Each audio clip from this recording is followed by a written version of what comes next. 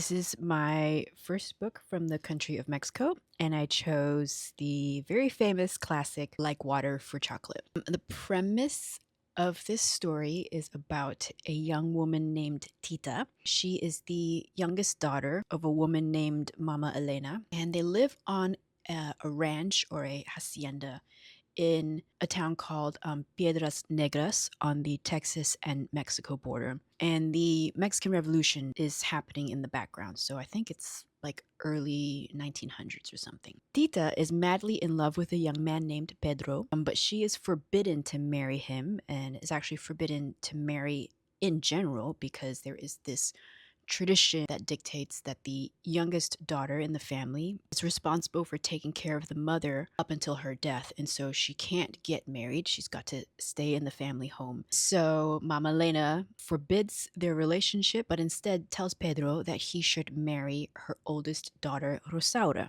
Tita's sister. Pedro agrees to marry her sister only because that this allows him to stay in close proximity to Tita because they will be family.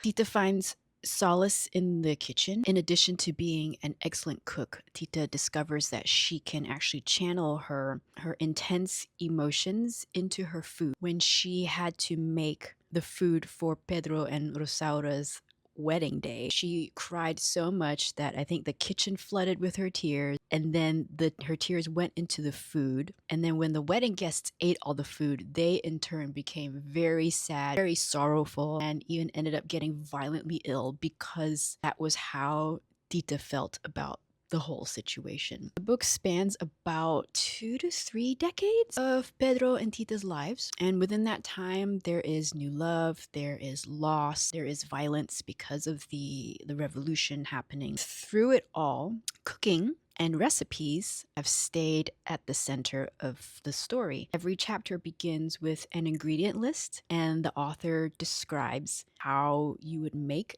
this dish. Tita proceeds to make it in the chapter of the story. Did I love the book? No. I liked the story, but I didn't walk away with any strong feelings about it one way or another. I didn't necessarily root for Pedro and Tita the entire time. In fact, Pedro at some points is kind of not worthy of Tita. He lashes out at her. He's kind of immature emotionally in some ways. A lot of times I'm like, Tita, girl, you deserve better. It was fine, but this was my book from Mexico.